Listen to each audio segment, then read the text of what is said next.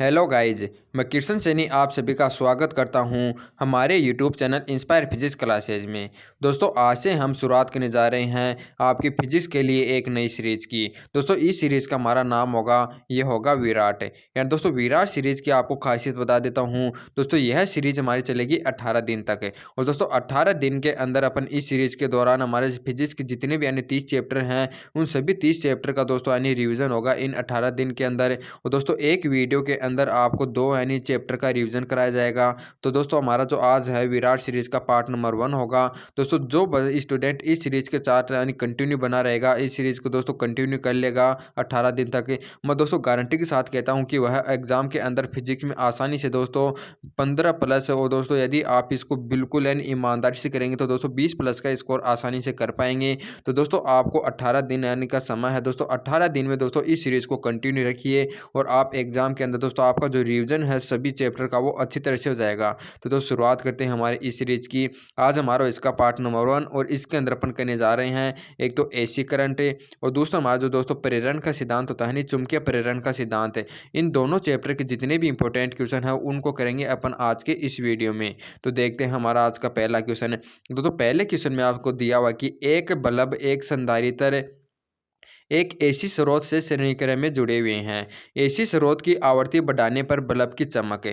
दोस्तों, इस क्वेश्चन में आपको क्या दिया हो कि आपके पास इस प्रकार से एक एसी स्रोत है। तो दोस्तों, इसके अंदर एक तो हमारा संधारित्र है और दूसरा है हमारा ये बल्ब है। इसको श्रेणीक्रम में जोड़ा गया है। आपको बताना कि यदि अपन इसकी वोल्टता यानी फ्रीक्वेंसी आवृत्ति यानी ओमेगा को बढ़ाएंगे तो आपको बताना कि दोस्तों हमारा जो बल्ब होगा इसकी चमक यानी किस प्रकार से चेंज होगी। तो दोस्तों, आपने पढ़ा होगा कि हमारे जो संधारित्र की जो प्रतिघात होता है एक्सी, वह हमारा 1 में ओमेगा सी होता है। यदि दोस्तों आप इसकी अपन फ्रीक्वेंसी बढ़ा रहे हैं तो जाहिर सी बात है, यदि दोस्तों यदि यहाँ पर फ्रीक्वेंसी बढ़ाएंगे तो हमारा दोस्तों हमारा जो इसका जो प्रतिघात होगा इसका मान हमारा कम हो जाएगा। यदि दोस्तों इस परिपथ के अंदर इसके यानी प्रतिघात या इसकी संधारित्र प्रतिरोध का मान कम होगा तो इसके अंदर धारा का मान बढ़ेगा, और धारा का मान बढ़ेगा तो दोस्तों हमारी जो बल्ब की चमक होगी वो क्या हो जाएगी, बढ़ जाएगी।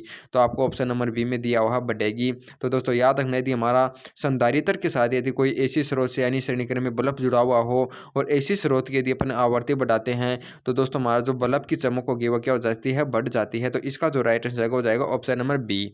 अब देखते हैं आपके लिए दोस्तों एसी करंट का जो सेकंड क्वेश्चन है। इसके अंदर आपको क्या दिया कि दिए गए चित्र में ए व बी दो वास्तविक बल्ब हैं, इनमें से कौन अधिक चमकेगा। दोस्तों, आपको एक डायग्राम दिया हुआ है। इसके अंदर ए एवं बी दो बल्ब लगे हुए हैं। ए वाले बल्ब की श्रेणी क्रम में दोस्तों एक यानी प्रेरक तो जुड़ा हुआ है और बी वाले जो बल्ब है उसके श्रेणी क्रम में एक संधारित्र जुड़ा हुआ है। तो आपको बताना कि इन दोनों में से कौन सा बल्ब अधिक चमकेगा। तो दोस्तों, हम जानते हैं हमारी जो संधारित्र की जो प्रतिघात होती है वह प्रेरकत्व की प्रतिघात की तुलना में बहुत कम होती है। यानी दोस्तों एक्सएल का मान एक्सी की तुलना में बहुत अधिक होता है, क्योंकि दोस्तों अपन जानते हैं हमारे जो संधारित्र की जो प्रतिघात होती है वो ओमेगा की व्युत्क्रमानुपाती होती है, बल्कि दोस्तों एक्सएल का जो मान होता है वो हमारा ओमेगा एल होता है। तो यहाँ से देखते हैं कि दोस्तों हमारा ओमेगा एल का मान एक्सी की तुलना में बहुत अधिक है।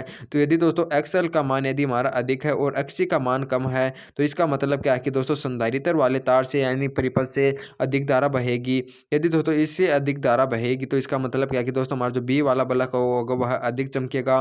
तो इसी प्रकार से इसका राइट हो जाएगा ऑप्शन नंबर बी वाला। दोस्तों, ये जितने भी क्वेश्चन मैं आपको करा रहा हूँ इन क्वेश्चनों को दोस्तों मैं आपको एक सजेशन करता हूँ कि मेरे कराने से पहले दोस्तों इन क्वेश्चनों को खुद से करने की कोशिश करें, क्योंकि दोस्तों यदि आप इन क्वेश्चनों को खुद से करने की कोशिश करेंगे और यदि उसके बाद में भी आपको नहीं आता है और उसके बाद में दोस्तों हमारा कराया हुआ सोल्यूशन आप देखते हैं तो दोस्तों वह आपके यानी दिमाग में ज़्यादा बैठेगा। तो दोस्तों आपके लिए और ज़्यादा बेहतर होगा यदि आप खुद से यदि पहले इन क्वेश्चनों को सोल्व करते हैं। तो अब देखते हैं हमारा तीसरा क्वेश्चन है। तो दोस्तों इस क्वेश्चन को करने की पूरी कोशिश कीजिए, अपना पूरा एफर्ट लगाइए।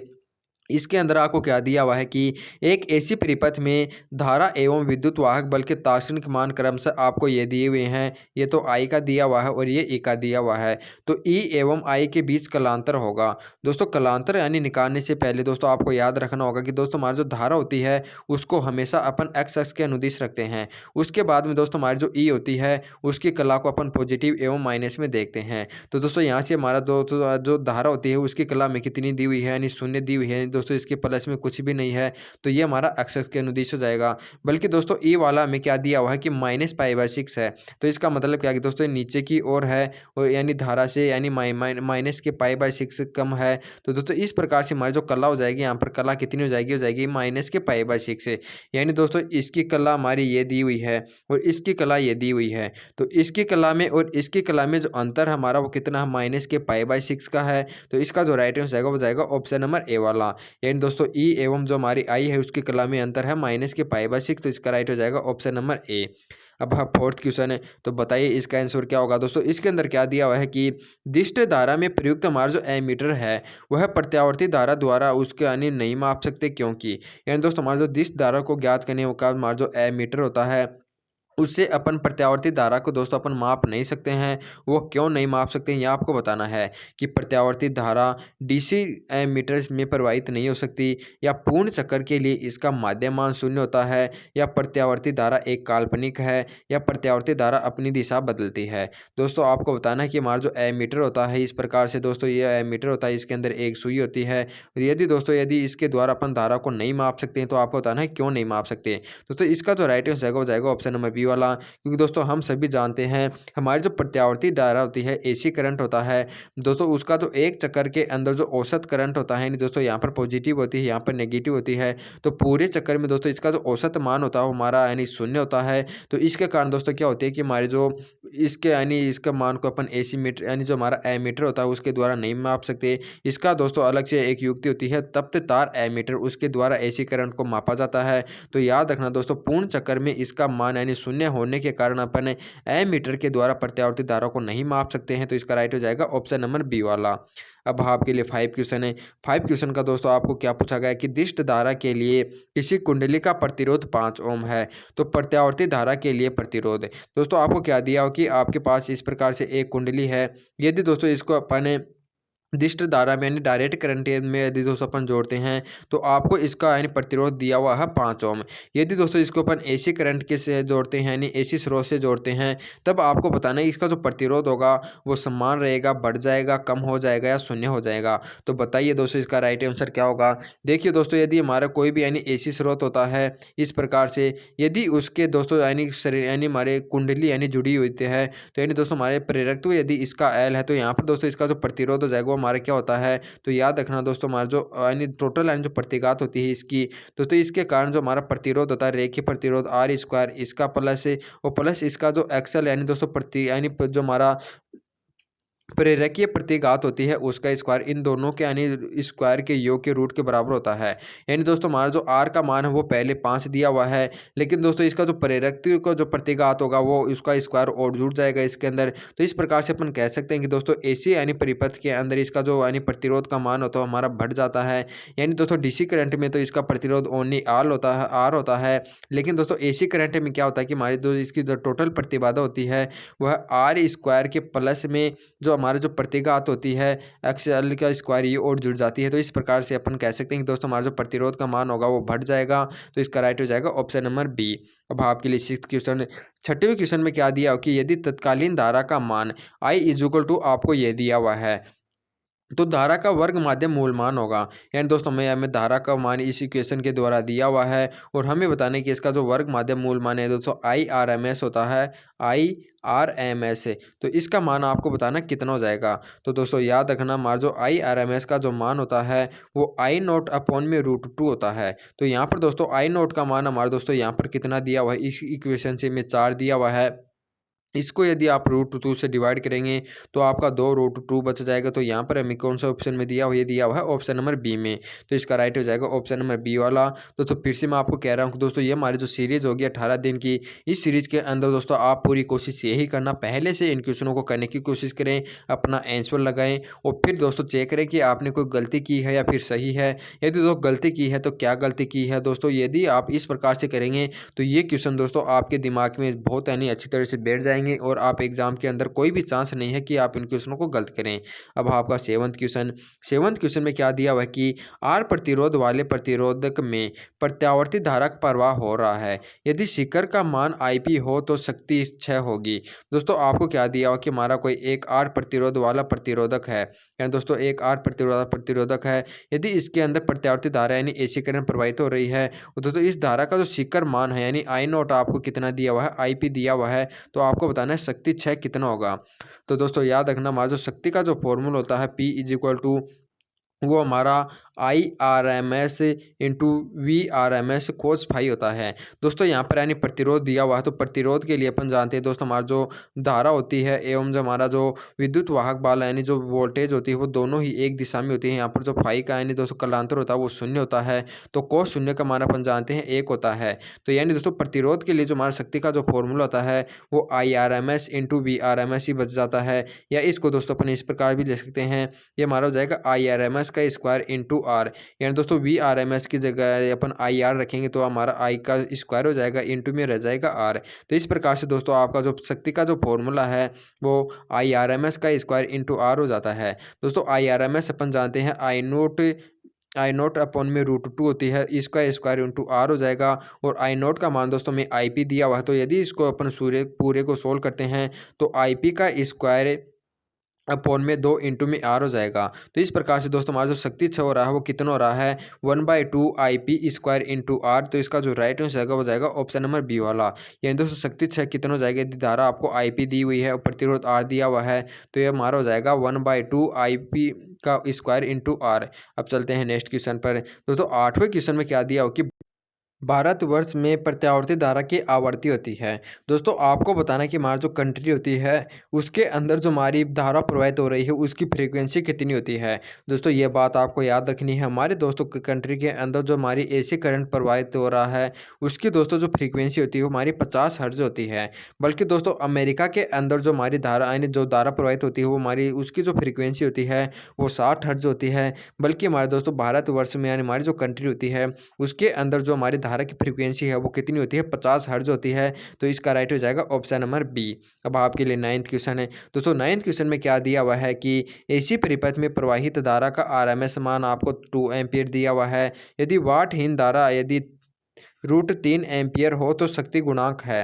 दोस्तों आपको क्या दिया हो कि शक्ति गुणांक आपको निकालना है यदि वाटहीन धारा आपको दी हुई हो और RMS मान आपको दिया हुआ हो। तो दोस्तों सबसे पहले आपको पता होना चाहिए कि जो हमारी वाटहीन धारा का जो फॉर्मूला होता है, दोस्तों वाटहीन धारा का जो फॉर्मूला होता है वो याद रखना, वो था हमारा IRMS इंटू साइन यानी फाई होता है। दोस्तों वाट इन धारा में कितनी दी हुई है √3a दी हुई है। तो इसको यदि अपन आगे सोल्व करते हैं √3a is equal to IRMS का मान दोस्तों अपन 2 एम्पियर रखेंगे और ये मारा जाएगा यहाँ पर साइन फाई। तो यहाँ से अपन देखते हैं कि दोस्तों हमारा जो sine phi is equal to में प्राप्त होता है वो √3/2 प्राप्त होता है। और अपन जानते हैं दोस्तों साइन के अंदर जो 60 डिग्री का मान पर है दोस्तों यानी साइन का मान √3/2 होता है। तो यहाँ से फाई का मान हमारा 60 डिग्री निकल आ गया।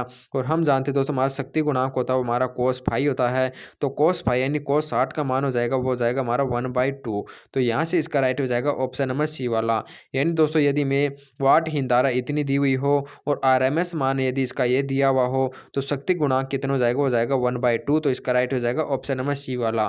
तो दोस्तों अब आपके लिए नेक्स्ट क्वेश्चन है जो हमारा 10th क्वेश्चन है। इसके अंदर क्या दिया हुआ है कि यदि एसी परिपथ में I इज इक्वल टू ये दिया हुआ है और इसमें यानी दोस्तों आरोपित जो एसी वोल्टेज है वो ये दी हुई है, तो इस परिपथ में व्यय शक्ति आपको बतानी है कितनी होती है। तो दोस्तों खुद से करने की कोशिश कीजिए क्वेश्चन को, यानी आपको धारा का मान दे दिया गया है और वोल्टेज का मान दे दिया गया है और आपको बताना है कि इस परिपथ में जो व्यय शक्ति है वो कितनी होगी।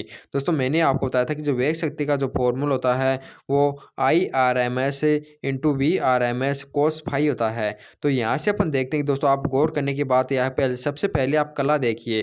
दोस्तों इसकी कला के अंदर जो यानी अंतर आ रहा है वो π/2 का आ रहा है। यानी दोस्तों हमारी जो धारा है वो वोल्टेज यानी -π/2 पीछे है, या अपन बोल सकते हैं कि हमारा जो जो वोल्टेज है वो धारा से π/2 कला में आगे है। तो यहाँ से दोस्तों यदि फाई का मान यदि अपन π/2 रखेंगे तो अपन जानते हैं कोस यानी 90 डिग्री का दोस्तों मान होता है हमारा शून्य होता है। तो यदि दोस्तों इसका ही मान यदि हमारा शून्य होगा तो हमारी जो औसत शक्ति का भी मान हो जाएगा वो भी हमारा कितना हो जाएगा, 0 हो जाएगा। तो इसका राइट हो जाएगा ऑप्शन नंबर डी वाला।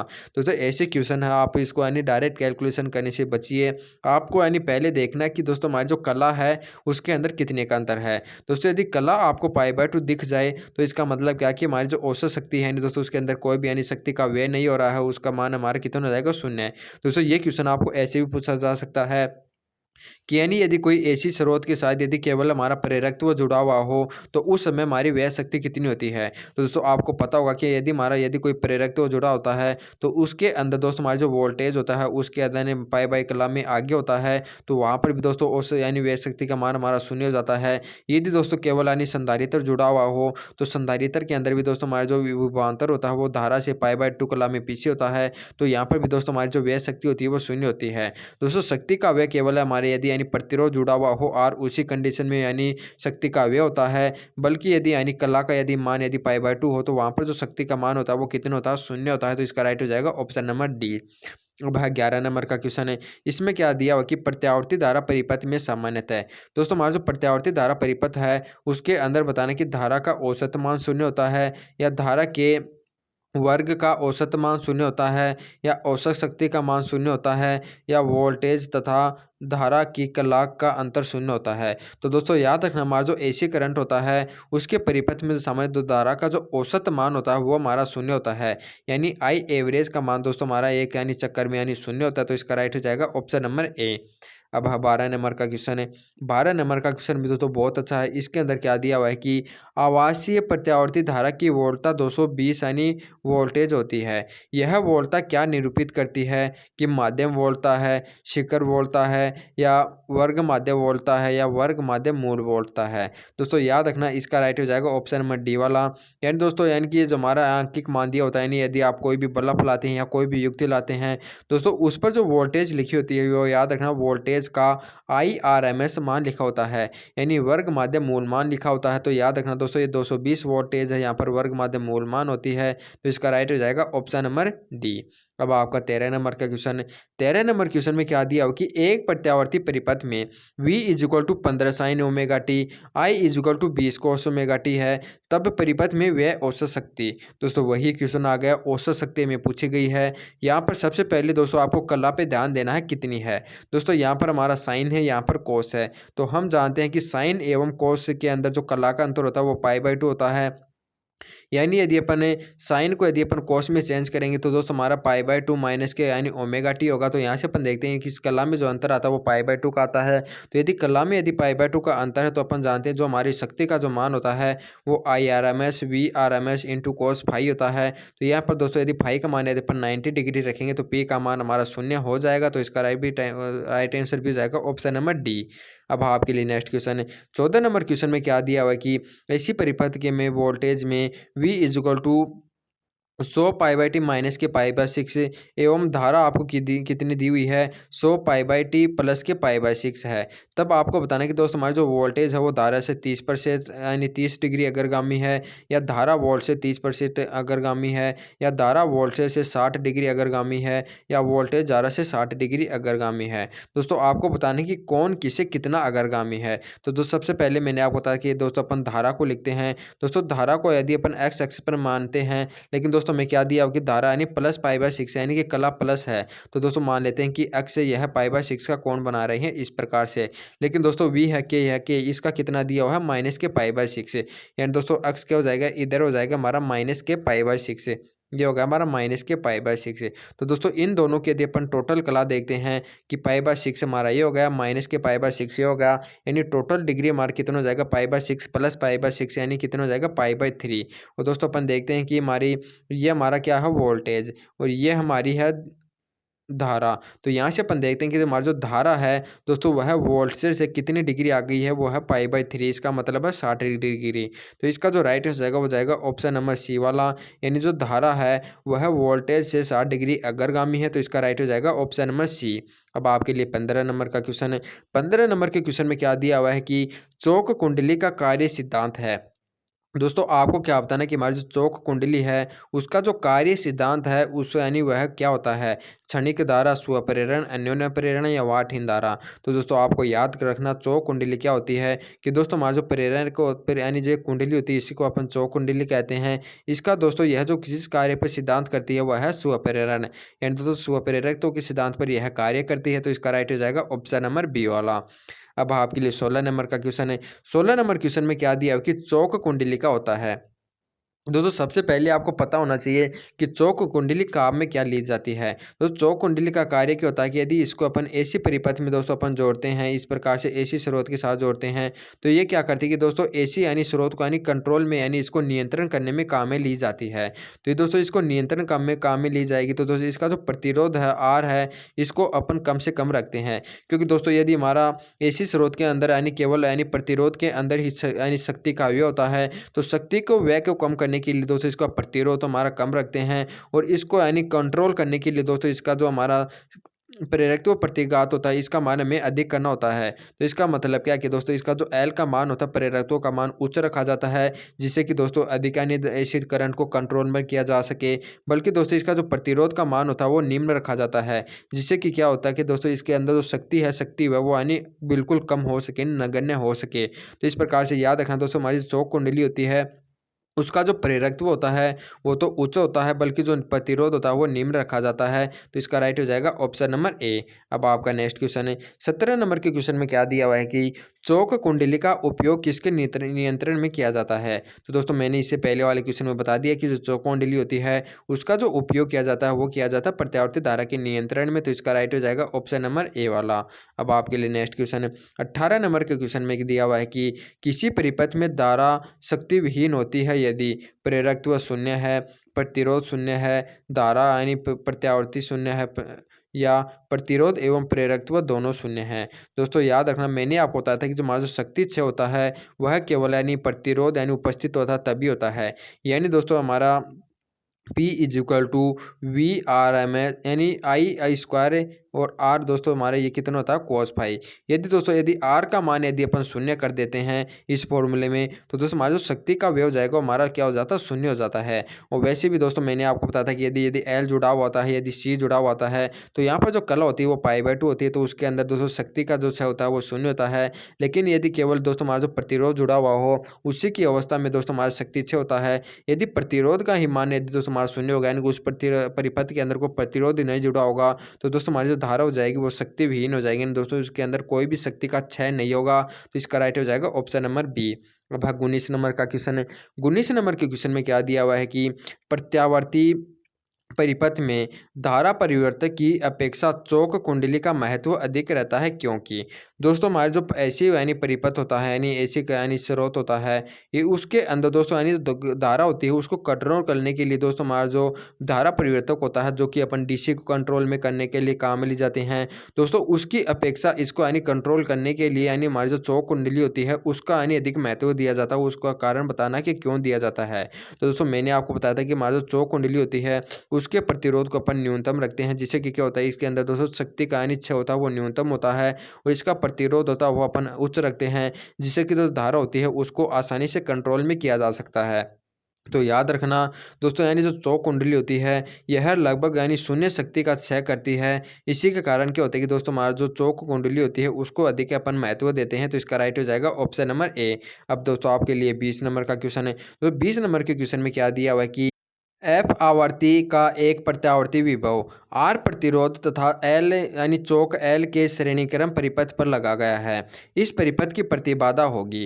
दोस्तों आपको क्या दिया हुआ कि आपके पास इस प्रकार से कोई ऐसी स्रोत है एफ यानी आवर्ती वाला, यदि तो इसके यानी एक तो आर रेजिस्टेंस का कोई प्रतिरोध जुड़ा हुआ है और एक यानी एल प्रतिघात की दोस्तों इस प्रकार से कोई कुंडली जुड़ी हुई है, तो आपको बताना कि दोस्तों इसकी जो हमारी प्रतिबाधा होगी वो कितनी होगी। तो दोस्तों याद रखना यदि दोनों यानी जुड़े हुए हैं प्रतिरोध एवं प्रेरकत्व है, तो इसकी जो प्रतिबाधा होती है आप सभी जानते हैं वो आर स्क्वायर प्लस के एक्स एल स्क्वायर होती है। और हम जानते हैं दोस्तों एक्स एल होता है वो हमारा ओमेगा एल होता है। तो एक्स एल की जगह यदि अपन ओमेगा एल रखेंगे तो दोस्तों हमारे कितना हो जाएगा, R square plus omega square L square हो जाएगा। और हम जानते हैं दोस्तों हमारा ओमेगा का मान होता है वो 2 पाई एफ होता है। तो ओमेगा की जगह 2 पाई एफ रखेंगे और इसका स्क्वायर करेंगे तो दोस्तों हमारा जो प्रतिबाधा इज इक्वल टू में प्राप्त हो जाएगी हमारा आर स्क्वायर हो जाएगा, प्लस के दोस्तों 2 पाई एफ का यदि अपन स्क्वायर करेंगे तो 2 का स्क्वायर हो जाएगा, 4 पाई का हो जाएगा पाई स्क्वायर, एफ का हो जाएगा एफ स्क्वायर, और इंटू में दोस्तों हमारा जो एल स्क्वायर है ये ऐसे की हो जाएगा। तो इस प्रकार से दोस्तों हमारा जो प्रतिबाधा में प्राप्त होती है वो हमें ऑप्शन नंबर बी वाली प्राप्त होती है। तो इसका जो राइट आंसर हो जाएगा ऑप्शन नंबर बी वाला। यानी कोई परिपथ में यदि हमारा प्रतिरोध आर एवं चौक यानी एल जुड़ी हुई हो श्रेणी क्रम में तो उसकी जो प्रतिबाधा हो वो कितनी हो जाती है, आर स्क्वायर प्लस के 4 pi square F square L square का रूट। तो इसका राइट हो जाएगा ऑप्शन नंबर बी।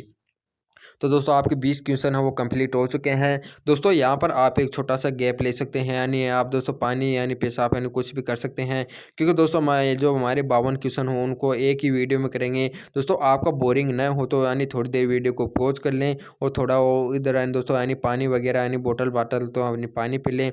तो दोस्तों अपन शुरुआत करते हैं फिर से अपन 21वें क्वेश्चन के आपने दोस्तों रेस्ट कर लिया होगा। अब शुरुआत करते हैं हमारे 21वें क्वेश्चन की। 21वें क्वेश्चन में दोस्तों आपको क्या दिया हुआ है कि दो अलग अलग प्रत्यावर्ती परिपथों में समान धारा बह रही है। पहले परिपथ में सिर्फ प्रेरकत्व और दूसरे परिपथ में सिर्फ संधारित्र है। यदि विद्युत वाहक बल की आवृत्ति बढ़ा दी जाए तो धारा के मान का प्रभाव होगा। दोस्तों आपको क्या दिया हो कि आपके प्रकाश इस प्रकार से कोई दो यानी एसी संधारित्र दिए हुए हैं यानी एसी परिपथ दिए हुए हैं। दोस्तों एक यानी पहले जो वाला जो परिपथ है उससे तो सिर्फ दोस्तों हमारा क्या जुड़ा हुआ है, यानी एक प्रेरकत्व जुड़ा हुआ है और दूसरे वाले यानी परिपथ में केवल संधारित्र जुड़ा हुआ है। यदि दोनों की फ्रीक्वेंसी यानी बढ़ाई जाती है तो आपको बताना है कि दोस्तों हमारा यानी किस प्रकार से इसके अंदर चेंज होगा, यानी कि धारा के प्रभाव को यानी दर्शाना है दोस्तों क्या होगा। तो दोस्तों यानी पहले परिपथ में बढ़ेगी दूसरे में घटेगी, या दोनों परिपथ में बढ़ेगी दोनों में घटेगी। दोस्तों मैंने आपको बताया था कि हमारा जो प्रति एक्सेल होता है वो ओमेगा होता है, यानी ओमेगा का मान बढ़ाने पर दोस्तों यानी परिपथ का मान बढ़ता है प्रति यानी इसका प्रेरकत्व का। और बल्कि दोस्तों संधारित्र के लिए जो एक्सी का मान होता है वो 1 में ओमेगा सी होता है। तो दोस्तों इसके लिए यदि फिर ओमेगा का मान बढ़ता है तो इसका जो प्रतिरोध यानी इसकी जो प्रतिघात का मान होता है वो कम होता है। तो दोस्तों यदि एक्स की प्रतिघात का मान तो बढ़ रहा है तो इसके अंदर धारा का मान हमारा कम हो जाएगा, और दोस्तों दूसरे वाले परिपथ के अंदर धारा का मान बढ़ जाएगा क्योंकि यहाँ पर जो प्रतिघात है उसका मान कम हो रहा है। तो इस प्रकार से जो पहले परिपथ में तो धारा का मान बढ़े यानी धारा का मान दोस्तों हमारे घटेगा और दूसरे वाले में बढ़ेगा। तो इसका राइट हो जाएगा ऑप्शन नंबर डी वाला, क्योंकि दोस्तों पहले वाले में प्रेरकत्व जुड़ा हुआ है। यदि प्रेरकत्व जुड़ा हुआ है तो ओमेगा का मान बढ़ाने पे इसकी प्रतिघात का मान बढ़ जाएगा, प्रतिघात का मान बढ़ेगा तो धारा का मान घटेगा।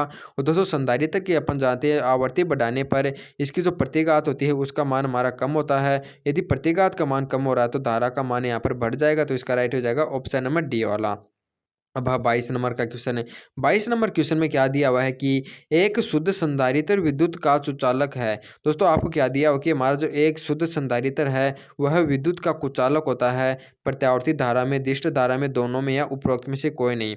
दोस्तों मैं क्या दिया हो कि हमारा जो संधारित्र होता है वो आपको बताना है कि यदि इसको डीसी करंट के साथ जोड़ते हैं तभी यह कुचालक करता है या एसी यानी परिपथ में यह कुचालक का कार्य करता है। दोस्तों हम जानते हैं कि इसकी जो प्रतिबाधा होती है संधारित्र की वो 1 में ओमेगा सी होती है, और हम जानते हैं दोस्तों हमारा जो डीसी करंट होता है उसकी फ्रीक्वेंसी का मान हमारा शून्य होता है। तो यदि दोस्तों यहाँ पे फ्रीक्वेंसी का मान यदि अपन शून्य रखेंगे तो इसकी जो प्रतिरोध का मान हो जाएगा हमारा कितना हो जाएगा, अनंत हो जाएगा यहाँ से। तो दोस्तों याद रखना डीसी परिपथ के लिए दोस्तों हमारा जो संधारित्र होता है उसका जो प्रतिरोध का मान हमारा अनंत हो जाता है। इसका मतलब क्या कि यह कुचालक की तरह कार्य करता है। तो दोस्तों याद रखना दिष्ट धारा के लिए जो संधारित्र होता है वह विद्युत का कुचालक होता है। तो इसका राइट हो जाएगा ऑप्शन नंबर बी वाला।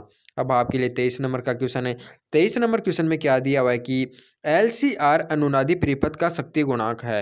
दोस्तों हमें क्या होता है ना कि हमारा जो LCR परिपथ होता है उसका जो अनुनादी परिपथ है उसका शक्ति गुणांक कितना होता है। तो दोस्तों याद रखना जो LCR परिपथ होता है यानी ऐसा एसी स्रोत है जिसके अंदर L, C एवं R यानी प्रेरकत्व, संधारित्र एवं प्रतिरोध तीनों जुड़े हुए हों, और जब दोस्तों यह अनुनाद की स्थिति में हो तो उस कंडीशन में क्या होता है दोस्तों, यह यानी हमारा परिपथी यानी जो हमारा प्रतिरोधी परिपथ होता है उसकी भांति व्यवहार करता है। और हम जानते हैं दोस्तों हमारा जो परिपथी है प्रतिरोधी परिपथ होता है, उसके अंदर जो फाई का मान होता है हमारा शून्य हो जाता है और कॉस जीरो का मान अपन जानते हैं दोस्तों हमारा 1 होता है। तो यहाँ पर जो शक्ति गुणांक का मान हो जाएगा वो कितना हो जाएगा, 1 हो जाएगा। तो इसका राइट हो जाएगा ऑप्शन नंबर बी वाला। दोस्तों याद रखना जो एलसीआर का जो अनुनादी परिपथ होता है, यानी अनुनादी परिपथ के अंदर क्या होता है कि दोस्तों हमारा जो प्रतिरोध की जो हमारी प्रतिघात होती है, यानी प्रेरकत्व की प्रतिघात होती है, वो संधारित्र की प्रतिघात के बराबर हो जाती है। तो इसका मतलब क्या होता है कि दोस्तों यह केवल यानी प्रतिरोधीय परिपथ की भांति व्यवहार करता है और उसके अपन जानते हैं कला का मान हमारा 0 डिग्री होता है। तो यहाँ पर दोस्तों कॉस फाई का मान हमारा कितना हो जाएगा, वो जाएगा 1। तो इसका राइट हो जाएगा ऑप्शन नंबर बी। अब हाँ 24 नंबर का क्वेश्चन है। 24 नंबर क्वेश्चन में क्या दिया हुआ है कि एलसी परिपथ की प्राकृतिक आवर्ती होती है। दोस्तों आपको बताना कि हमारा कोई एलसी परिपथ है, यानी ऐसा एसी स्रोत जिसके अंदर केवल प्रेरकत्व एवं संधारित्र जुड़ा हुआ हो, तो उसकी फ्रीक्वेंसी बतानी है, आवर्ती कितनी होती है। तो दोस्तों यदि हमारा एलसी परिपथ जुड़ा हुआ है तो इसके अंदर दोस्तों याद रखना जो एक्सएल इज इक्वल टू होता है वो एक्सी के बराबर होता है। और हम जानते हैं दोस्तों एक्सएल हमारा ओमेगा एल होता है और एक्सी 1 में ओमेगा एल होता है। तो यहाँ से दोस्तों यदि अपन ओमेगा स्क्वायर देखते हैं तो हमारा 1 एल सी के प्राप्त हो जाता है, यानी omega is equal to 1/√LC हमारा कितना हो गया, प्राप्त हो गया। और दोस्तों अपन जानते हैं कि हमारा जो 2 पाई एफ होता है वो हमारा ओमेगा इज इक्वल टू होता है। तो यहाँ से एफ इज इक्वल टू हमारा ओमेगा/2 पाई हो जाएगा। और ओमेगा का मान हमें कितना दिया हुआ है वो, यानी दोस्तों ये 1/2 पाई तो ऐसे कैसे हो गया, और ओमेगा का मान अपन रख देंगे √LC। तो दोस्तों यहाँ से अपन देखते हैं कि दोस्तों हमारी फ्रीक्वेंसी का मान है वो 1/2 पाई √LC में प्राप्त हो गया है। तो इसका राइट हो जाएगा ऑप्शन नंबर बी वाला। यानी दोस्तों एलसी परिपथ की जो प्राकृतिक फ्रीक्वेंसी होती है वो कितनी होती है, 1/2 पाई √LC। तो इसका राइट हो जाएगा ऑप्शन नंबर बी। अब आपके लिए 25 नंबर का क्वेश्चन है। 25 नंबर क्वेश्चन में क्या दिया हुआ कि शुद्ध संधारित्र एसी परिपथ में औसत शक्ति भी होती है। दोस्तों आपको क्या बताना है कि हमारा कोई ऐसा परिपथ है उसके अंदर केवल हमारा यानी संधारित्र जुड़ा हुआ है। तो आपको बताना है कि इसके अंदर जो शक्ति व्यय होगा, यानी जो ऊर्जा की जो यानी हमारी दोस्तों लॉस होगी वो कितनी होगी। तो दोस्तों मैंने आपको बताया था कि हमारा जो यदि किसी परिपथ में केवल यानी संधारित्र जुड़ा हुआ हो तो वहाँ पर दोस्तों जो कला होती है वो पाई/2 होती है, या केवल यानी प्रेरकत्व जुड़ा हुआ हो तो भी हमारी कला पाई/2 होती है। और यदि हमारी कला पाई/2 है तो उसका जो शक्ति गुणांक का मान हो जाता है वो 0 हो जाता है, यानी दोस्तों हमारा जो शक्ति 6 का मान हो जाएगा वो कितना हो जाएगा, 0 हो जाएगा। तो इसका राइट हो जाएगा ऑप्शन नंबर डी। अब आपके लिए 26 नंबर का क्वेश्चन है। 26वें क्वेश्चन में क्या दिया हुआ है कि किसी अच्छे चौक कुंडली का शक्ति गुणांक होता है। दोस्तों हमारी जो अच्छी चौक कुंडली होती है उसका जो शक्ति गुणांक होता है वो याद रखना दोस्तों, यानी हमारा 0 होता है। तो ठीक 0, तो इसका राइट हो जाएगा ऑप्शन नंबर बी वाला। यानी दोस्तों हमारी अच्छी कुंडली क्या होती है कि दोस्तों उसके जो हमारा प्रेरकत्व यानी दोस्तों प्रतिरोध का मान हुआ है तो हमारा 0 यानी 0 हो, और जो हमारा जो एल का मान होता है वो हमारा उच्च हो। ऐसे ही दोस्तों मैंने आपको चौक कुंडली की विशेषता बताई है। तो चौक कुंडली के दोस्तों यदि आर का मान 0 है और यदि एल ही है तो एल के अंदर अपन जानते हैं कि दोस्तों हमारी जो कला होती है वो पाई/2 होती है। तो यदि यानी दोस्तों यदि पाई/2 यानी कला का मान यदि पाई/2 है तो यानी उसके अंदर दोस्तों हमारा जो शक्ति गुणांक का मान हो जाएगा वो कितना हो जाएगा, इसका 0 हो जाएगा। तो इसका राइट हो जाएगा ऑप्शन नंबर बी वाला। अब आपके लिए 27 नंबर का क्वेश्चन है। उसके अंदर क्या दिया हुआ है कि अनुनाद की स्थिति में धारा एवं वोल्टेज के मध्य कलांतर होता है।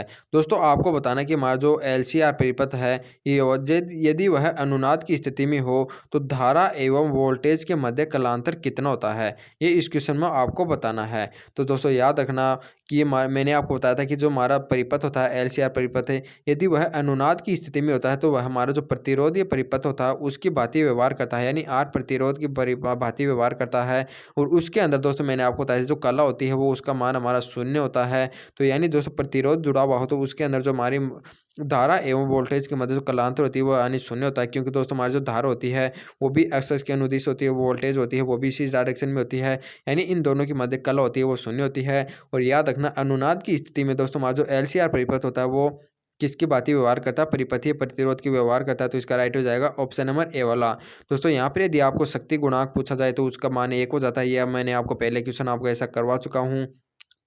अब 28 का क्वेश्चन है। 28वें क्वेश्चन में क्या दिया हुआ है कि एलसीआर परिपथ की में शक्ति गुणांक अधिकतम होता है यदि, यानी दोस्तों हमारा जो एलसीआर परिपथ है उसके अंदर शक्ति गुणांक अधिकतम कब होगा। दोस्तों याद रखना शक्ति गुणांक अधिकतम 1 होगा। वह कब होगा, जब दोस्तों यानी फाई का मान दोस्तों कलांतर का मान हमारा कितना हो, 0 हो। यानी दोस्तों यानी केवल वह यानी परिपथीय यानी प्रतिरोध की भांति व्यवहार करता हो। और हम जानते हैं दोस्तों हमारा जो एलसीआर परिपथ होता है वह अनुनाद की स्थिति में ही दोस्तों हमारा परिपथ की यानी भांति व्यवहार करता है, यानी कला का मान हमारा 0 डिग्री होता है और वहाँ पर शक्ति गुणांक हमारा अधिकतम अधिकतम होता है 1। तो दोस्तों हम जानते हैं अनुनाद की स्थिति में दोस्तों हमारा जो एक्सएल होता है वो एक्ससी के इक्वल होता है। तो इस प्रकार से इसका राइट हो जाएगा ऑप्शन नंबर बी वाला, ऑप्शन नंबर ए वाला। यानी दोस्तों हमारा जो एलसीआर परिपथ है यदि वह अनुनाद की स्थिति में होता है तो शक्ति गुणांक का मान अधिकतम होता है। तो यहाँ पर एक्सएल इक्वल टू यदि एक्ससी है तो दोस्तों वह अनुनाद की स्थिति में होगा। तो इसका राइट हो जाएगा ऑप्शन नंबर ए वाला। अब आपके लिए 29 क्वेश्चन है। 29 क्वेश्चन में क्या दिया हो कि उच्च आवर्ती का एक संधारित्र देता है। दोस्तों हमारा जो एक संधारित्र है उसकी फ्रीक्वेंसी आपकी उच्च है, तो आपको बताना कि वह उच्च प्रतिघात देता है या कम प्रतिघात देगा या शून्य प्रतिघात देगा या अनंत प्रतिघात देगा। तो दोस्तों मैंने आपको बताया था कि जो x इज इक्वल टू होता है वो 1 में एम ओमेगा सी होता है। यदि उच्च आवर्ती करेंगे दोस्तों, यदि आवर्ती उच्च करेंगे तो दोस्तों हमारा जो एक्स का मान हो जाएगा वो कम हो जाएगा। तो इस प्रकार से दोस्तों यह कम प्रतिघात देगा, यानी उच्च आवर्ती का जो संधारित्र है वो हमारा कम प्रतिघात देता है। तो इसका राइट हो जाएगा ऑप्शन नंबर बी। अब देखते हैं दोस्तों आपके लिए 30वां क्वेश्चन है। 30 नंबर के क्वेश्चन में क्या दिया हो कि एक एलसीआर परिपथ में ओमेगा के किस मान के लिए धारा अधिकतम होगी। दोस्तों आपको बताना कि एलसीआर परिपथ है उसके अंदर ओमेगा के कौन से मान के लिए धारा अधिकतम होगी, या दोस्तों यानी धारा अधिकतम का मतलब है कि दोस्तों यह अनुनाद की स्थिति में है। तो दोस्तों अनुनाद की स्थिति में है तो इसका मतलब क्या है कि दोस्तों हमारा जो एक्स इज इक्वल टू हो जाएगा वो ओमेगा एक्स एल के हो जाएगा। और दोस्तों इस कंडीशन में मैंने आपको बताया कि जो ओमेगा इज इक्वल टू होता है वो 1/√LC होता है। तो इसका जो राइट हो जाएगा वो जाएगा ऑप्शन नंबर डी वाला। यानी दोस्तों हमारा जो परिपथ होता है जो अनुनाद की स्थिति में होता है वहाँ पर दोस्तों शक्ति गुणांक का मान होता है वो हमारा 1 होता है, यानी कला का मान हमारा पाई हो जाता है, यानी परिपथीय प्रतिरोध की बात वार करता है। और यहाँ पर दोस्तों धारा का मान अधिकतम होता है। तो इसका राइट हो जाएगा ऑप्शन नंबर डी वाला। अब चलते हैं नेक्स्ट क्वेश्चन पर। दोस्तों इस क्वेश्चन में आपको इस प्रकार भी आ सकते हैं दोस्तों हमारा जो प्रतिघात होता है उसका जो फॉर्मूला होता है वो आर स्क्वायर के प्लस के, यहाँ पर दोस्तों हमारा जो होता है वो एक्सएल माइनस के एक्ससी का स्क्वायर होता है। यानी दोस्तों यदि XL is equal to XC हो जाता है तो यहाँ पर दोस्तों हमारा जो प्रतिबाधा होगी केवल आर की इक्वल होती है। यहाँ पर दोस्तों हमारा प्रतिरोध न्यूनतम होगा, इसका मतलब क्या होगी वहाँ पर धारा अधिकतम होगी। और जहाँ पर XL is equal to XC होता है वहाँ पर दोस्तों मैंने आपको बताया था कि जो ओमेगा होती है वहाँ पर 1/√LC होती है। तो यहाँ से इस क्वेश्चन का इस प्रकार से right answer option number D इस तरह से भी हो जाता है। अब आपके 31 नंबर का क्वेश्चन है। 31 नंबर के क्वेश्चन में क्या दिया हुआ है कि विद्युत चुम्बकीय प्रेरण में कुंडली में प्रेरित विद्युत वाहक बल निर्भर नहीं करता। दोस्तों हमारा जो विद्युत चुम्बकीय प्रेरण होता है उसकी कुंडली में जो विद्युत वाहक बल होता है वह निर्भर नहीं करता। दोस्तों अब हमारा जो विद्युत यानी चुम्बकीय प्रेरण है उसके क्वेश्चन आपके लिए आने लग गए हैं। एंड दोस्तों 31 से लेकर के जो 52 के क्वेश्चन है वो सभी आपको हमारा जो विद्युत चुम्बकीय प्रेरण है उसके क्वेश्चन मिलेंगे। तो दोस्तों आप फिर से एक नई एनर्जी के साथ इन क्वेश्चनों को करने के लिए तैयार हो जाएं, क्योंकि दोस्तों अब तक आपने जो हमारे जो पहले वाले जो एसी करंट के क्वेश्चन वो आपने लगभग सभी इंपॉर्टेंट क्वेश्चन कर लिए हैं। अब दोस्तों यदि आप यानी वैसे ही यानी लो एनर्जी के साथ इन क्वेश्चनों को करेंगे तो दोस्तों आपको यह वाला चैप्टर है वीक हो जाएगा। तो दोस्तों फिर से आप अपने फुल पावर के साथ आ जाइए, यानी वाटर यानी दोस्तों पानी पुनी पी करके यानी फिर से यानी फुल एनर्जी के साथ इन क्वेश्चनों को करिए। और ये पहला क्वेश्चन है दोस्तों हमारा, यानी इस यानी 31वां क्वेश्चन। इसके अंदर क्या दिया हुआ है कि विद्युत चुम्बकीय प्रेरण में कुंडली में प्रेरित विद्युत वाहक बल निर्भर नहीं करता।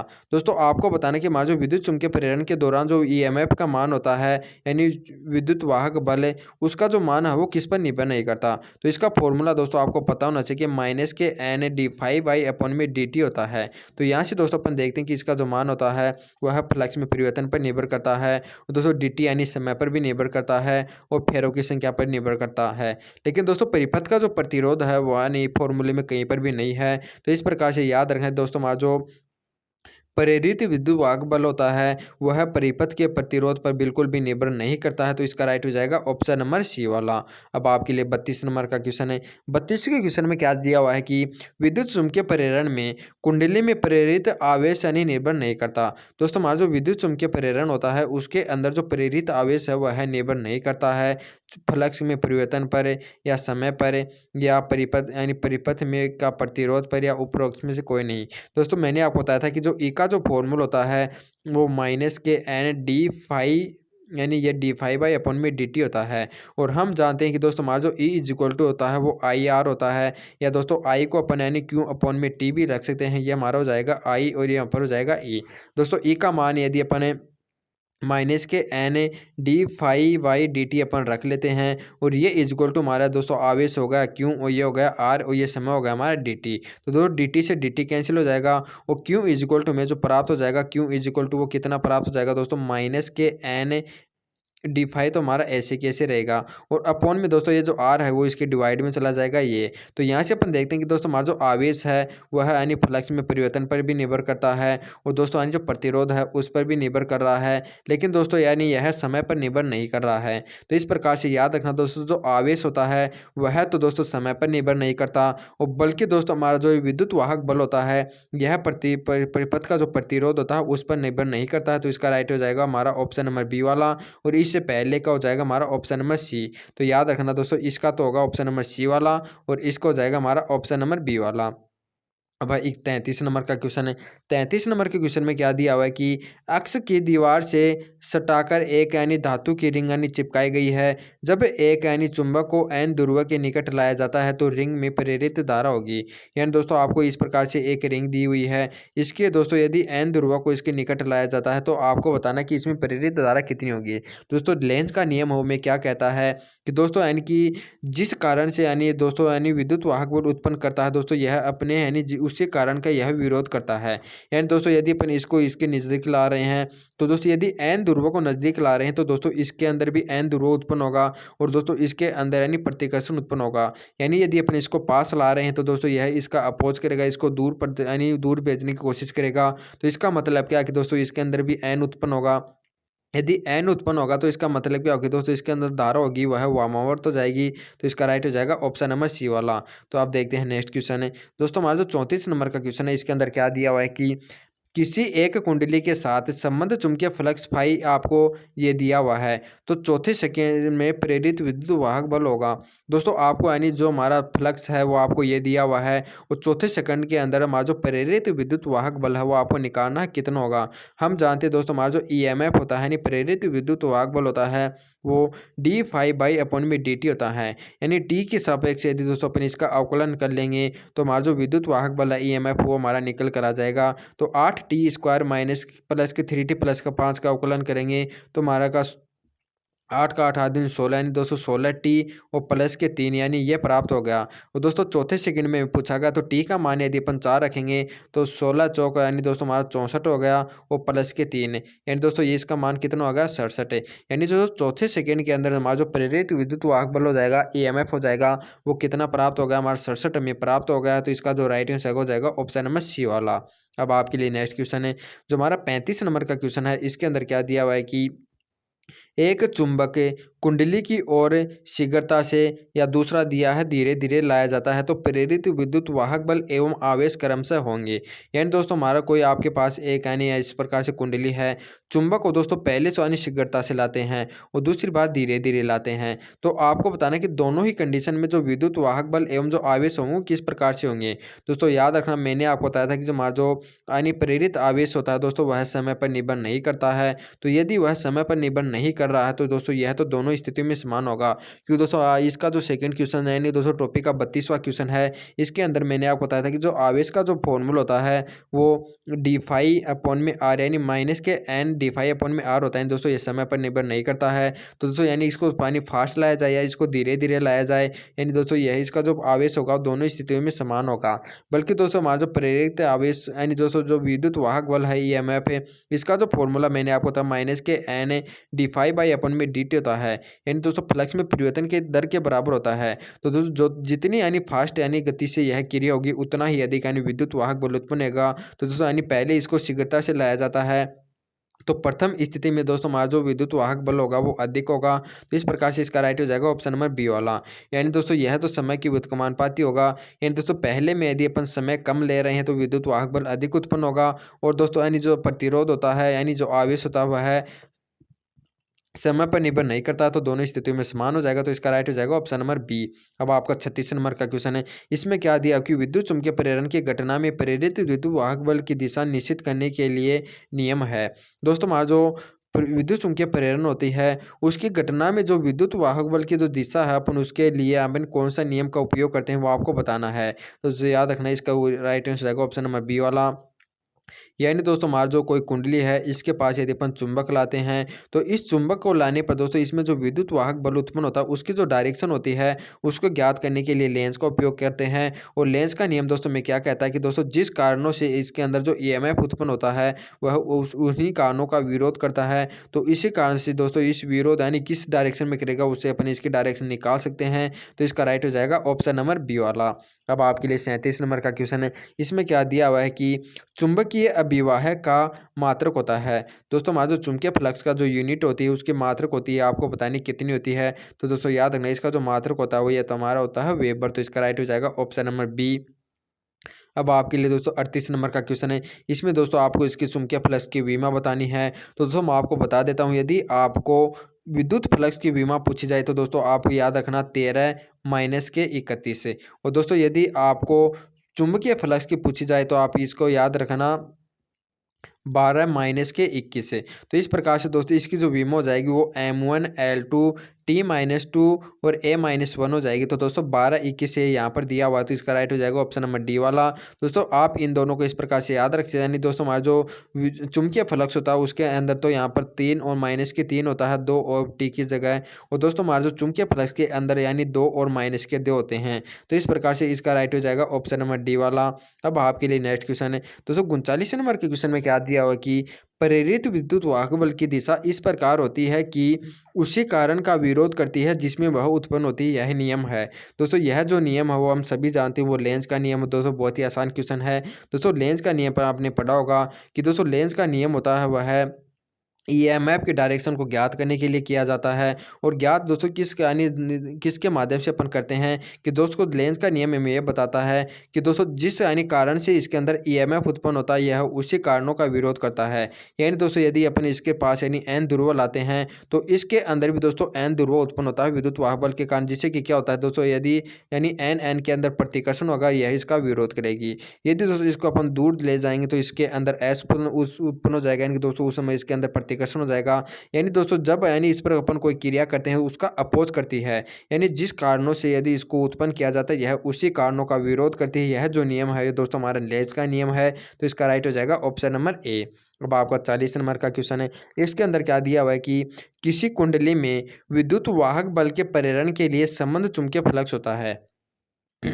दोस्तों आपको क्या दिया हो कि हमारे पास इस प्रकार से कोई कुंडली है उसके विद्युत वाहक बल के प्रेरण के लिए जो संबंध चुंबकीय फ्लक्स है दोस्तों वह घटना चाहिए, घट सकता है या बढ़ सकता है, नियत रहता है या बढ़ना चाहिए। या दोस्तों उस कुंडली के अंदर यदि हमें कोई यानी विद्युत वाहक बल उत्पन्न करना है तो आपको बताना कि दोस्तों इसके अंदर जो चुंबकीय फ्लक्स है उसका मान हमेशा बढ़ता रहना चाहिए या घटता रहना चाहिए या नियत रहना चाहिए या दोस्तों घट सकता है बढ़ सकता है। दोस्तों इसका राइट हो जाएगा ऑप्शन नंबर बी वाला। यानी दोस्तों यदि चुंबकीय फ्लक्स में यदि परिवर्तन हो रहा है उसी कंडीशन में ही दोस्तों इसके अंदर विद्युत वाहक बल उत्पन्न रहेगा, चाहे विद्युत फ्लक्स का मान यदि बढ़ रहा हो चाहे कम हो रहा हो। यानी दोस्तों इसके अंदर चुंबकीय फ्लक्स में परिवर्तन होना चाहिए। यानी दोस्तों इसका राइट हो जाएगा ऑप्शन नंबर बी वाला। अपन ये नहीं कह सकते चाहे घट सकता हो या बढ़ सकता हो। दोस्तों अपन का मतलब इससे बातें है कि इसके अंदर डिफाई होना चाहिए यानी चुंबकीय फ्लक्स में परिवर्तन होता रहना चाहिए। तो इसका राइट हो जाएगा ऑप्शन नंबर बी। अब 41 नंबर का क्वेश्चन है। दोस्तों 41वें क्वेश्चन में क्या दिया हुआ है कि चुंबकीय क्षेत्र के गतिमान एक चालक या कुंडली में प्रेरित विद्युत वाहक बल उत्पन्न होता है, यह निम्न में से किसके अनुसार होता है। दोस्तों आपका जो चुंबकीय क्षेत्र है वो गतिमान एक चालक या कुंडली में प्रेरित विद्युत वाहक बल होता है, यह निम्न में किसके अनुसार होता है। तो याद रखना ये होता है लेंस के नियम के अनुसार। तो इसका राइट हो जाएगा ऑप्शन नंबर सी वाला। यानी दोस्तों आपका जो विद्युत चुंबकीय प्रेरण होता है उससे संबंधित दोस्तों यदि नियम के बारे में पूछा जाए तो इसके अंदर दोस्तों एक ही नियम लागू होता है वो होता है लेंस का नियम। तो यहाँ पर दोस्तों इसके अंदर जितने भी क्वेश्चन पूछे जाते हैं उसके अंदर सभी में लेंस का नियम होता है। तो इसका राइट हो जाएगा ऑप्शन नंबर सी। दोस्तों ये क्वेश्चन बहुत ही अच्छा क्वेश्चन है। 42 नंबर के क्वेश्चन में क्या दिया हुआ कि आपको एक डायग्राम दिया हुआ है उसके अंदर दोस्तों एक चालक है उसमें प्रेरित विद्युत वाहन उत्पन्न होता है तो उसे चलाया जाए। दोस्तों इसके अंदर ईएमएफ उत्पन्न करना है इस तार के अंदर। तो आपको बताना है कि इसको किस डायरेक्शन में चलाना होगा। तो दोस्तों याद रखना जो हमारा विद्युत वाहक बल का जो फॉर्मूला होता है ईएमएफ का मान है वो यानी गतिमान अवस्था में क्या होता है इसका BLV होता है। B L V. और दोस्तों यहाँ पर जो बी एल एवं वी है वो तीनों आपस में एक दूसरे के परपेंडिकुलर होते हैं। इस डायग्राम में यदि अपन देखते हैं कि दोस्तों हमारा जो बी की डायरेक्शन है वो इस प्रकार से है, तो और दोस्तों एल की डायरेक्शन ये है, तो यानी ये दोनों दोस्तों आप इस में परपेंडिकुलर हैं। दोस्तों यदि वी का मान भी इन दोनों के परपेंडिकुलर कब होगा, जब भी यदि यह एम की डायरेक्शन में चलता हो। यानी दोस्तों यदि अपन इसको एम की डायरेक्शन में गति कराएंगे तभी यह बी एवं एल दोनों के परपेंडिकुलर होगा। तो इस प्रकार से इसका राइट हो जाएगा ऑप्शन नंबर डी वाला। यानी दोस्तों यदि इस चालक को यदि अपन एम की डायरेक्शन में चलाएंगे तो ये तीनों परपेंडिकुलर हो जाएंगे और इसमें विद्युत विभवांतर उत्पन्न हो जाएगा। तो इसका राइट हो जाएगा ऑप्शन नंबर डी। अब आपके लिए नेक्स्ट क्वेश्चन है दोस्तों 43वें क्वेश्चन में आपको क्या पूछा गया है कि जब एक तार का लूप चुंबकीय क्षेत्र में घूर्णन करता है तो प्रेरित विद्युत वाहक बल प्रत्येक दिशा में के बार बदलता है। दोस्तों आपको क्या बताना है कि हमारा कोई यानी दोस्तों कोई लूप है, वो है यानी कोई घूर्णन करा किसी चुंबकीय क्षेत्र में। तो दोस्तों हमारा जो प्रेरित विद्युत वाहक बल होगा उसकी दिशा आपको बताने की कितने घूर्णन में चेंज होती है। तो दोस्तों याद रखना एक घूर्णन के अंदर उसकी दिशा होती है वो 2 बार चेंज हो जाती है। यानी दोस्तों आप परिक्रमण के अंदर उसकी दिशा होती है वो 1 बार चेंज हो जाती है। तो इसका राइट हो जाएगा ऑप्शन नंबर बी वाला। यानी दोस्तों विद्युत वाहक बल की दिशा होती है वो आधे परिक्रमण में 1 बार बदल जाती है, यानी एक पूरे परिक्रमण में उसकी जो डायरेक्शन होती है वो 2 बार चेंज होती है। तो इसका जो राइट आंसर जाएगा वो जाएगा ऑप्शन नंबर बी। अब आपके लिए 44 का क्वेश्चन है। इसमें क्या दिया हो कि एक समान क्षैतिज यानी चुंबकीय क्षेत्र बीम के लंबवत एल लंबाई का एक चालक वी वेग से गिर रहा है तो दोनों सिरों पर विभवांतर है। दोस्तों मैंने आपको बताया था कि दोस्तों यदि कोई एक चालक यदि वह बी चुंबकीय क्षेत्र के अंदर एल लंबाई का वी वेलोसिटी से गति कर रहा है तो ईएमएफ होता है वो हमारा बी एल वी होता है। और दोस्तों याद रखना है जो तीनों हैं बी एल वी तीनों एक दूसरे के परपेंडिकुलर होने चाहिए। तो इसका जो राइट आंसर जाएगा वो जाएगा हमारा ऑप्शन नंबर बी वाला। अब आपके लिए 45 का क्वेश्चन है। इसमें क्या पूछा गया कि किसी शुद्ध प्रेरकत्व एल एवं आई धारा प्रवाहित होने पर औसत संचित ऊर्जा। दोस्तों याद रखना यदि आपके पास कोई हमारा कोई प्रेरकत्व है उसके स्वप्रेरकत्व का मान आपको एल दिया हुआ है और यदि उसके अंदर आई धारा प्रवाहित हो रही है तो दोस्तों हमारे जो एनर्जी का जो फॉर्मूला होता है वो 1/2 LR² होता है। तो इसका राइट हो जाएगा ऑप्शन नंबर बी। अब आपके लिए 46 का क्वेश्चन है। इसमें क्या दिया हो कि L1 तथा L2 स्वप्रेरकत्व वाली दो कुंडलियों को एक दूसरे के निकट रखा जाता है। संपूर्ण फ्लक्स एक दूसरे के साथ संबंधित रहते हैं तो अन्योन्य प्रेरकत्व गुणांक M होगा।